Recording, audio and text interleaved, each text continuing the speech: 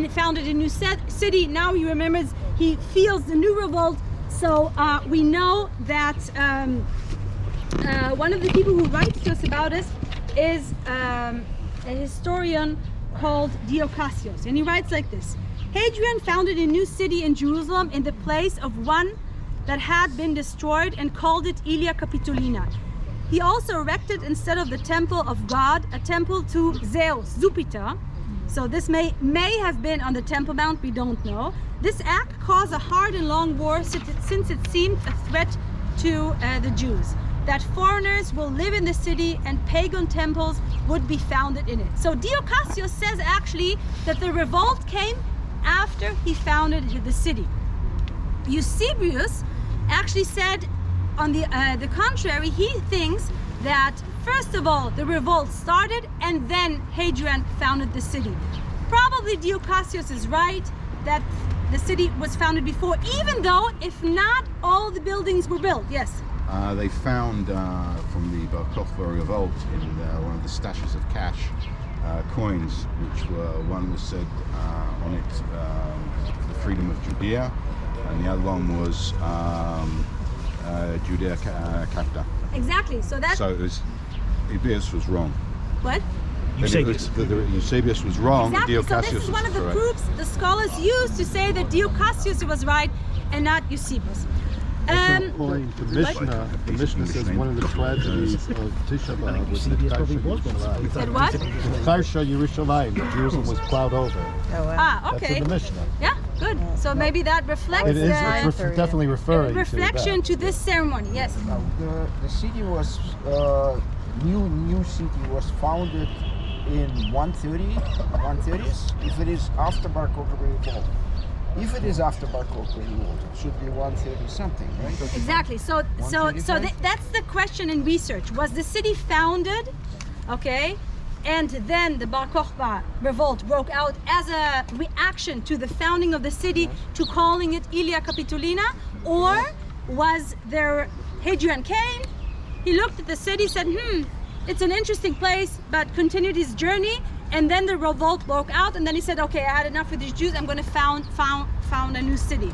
Which was already 136, right? Yeah, would be. So, but most of the researchers today tend to agree with Cassius that actually the city was founded before. Now, if all the buildings were built in 2 years, I don't know. I don't think so. It may have some time, but the act of founding a city, of doing the coin, of calling it differently, of making it public during the Roman Empire, that is maybe the reason why the Bar Kokhba revolt started. Yes? How'd you know I was going to ask a question? Didn't you do that? Okay, great. You read my mind. Were there other decrees that were documented from Hadrian? Yes, there were many decrees that were documented. Anti-Jews. After the revolt, Jews were not allowed to come, and Jews were not allowed to live in the city. And there were also other things which they weren't allowed to do during the empire. Religious which is more, things? What? Religious things? Yes. In Eyal Meron's movie, he gives a list of 4 or 5 of those degrees. They were not allowed to study together. They were not allowed to. That's documented, but that's documented by Roman historians. Yes, I think so. Yes. What we call I think the question is what we call the Hadrianic persecutions. Yes. Did they precede or postcede the? No, I would say, if I remember right, what Eyal Meron says, but these were not Jews who did not live in Jerusalem. So many of those decrees were actually for Jews who lived up in the north, and because Jews did not really live in the city in that time. How much did they really look if Jews lived here or not? We don't know, because there are some, let's say, very little remazim, hints that they may have been some Jews in the city, but these Jews may have been also Jews who were believers of Jesus. So we don't know. The names really don't fit. So, but basically there was probably not a Jewish community after Hadrian. Before that, after 70, until the foundation of the city, they may have been a Jewish community here. We don't really know. But after the Bar Kokhba revolt and after the foundation of the city, no Jews were allowed to live here. Again, this would be something great for an author to come and see, and if a Jew really lived here and fantasize about it. But anyway, we don't have really enough proof about that. Okay, so let's see. I just want to see if I gave you all the things that I wanted to give you. So here's what Eusebius says. Hadrian ordered by imperial decree and law to forbid the Jews from entering the Jerusalem area. That was after the Bar Kokhba revolt.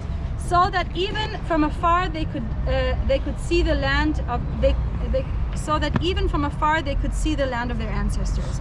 Aristo, a man of Peleg, delivering the thing. So you have to remember, Eusebius lived many years after this happened. So he takes this information from other sources, earlier sources, which in this case is Aristo, a man from Peleg. Thus the city was abandoned by the Jewish people and its previous inhabitants were completely destroyed. The Roman city that was established afterwards changed its name and was called Ilia in honor of the ruler of that time, Ilia Hadrianus. The church was also a foreigner and the first one there to fill the position after the circumcised bishop of Marcus. So what he also tells us, basically, that until Ilia Capitolina was founded, the people who served the church, meaning this newfound religion, were all Jews who were circumcised. And only after that, the bishops start to be from the Roman population and not circumcised. So that, if you're a little bit into the history of the church, so you can also see a difference in that. Before that, most of the Christians were from Jewish origin,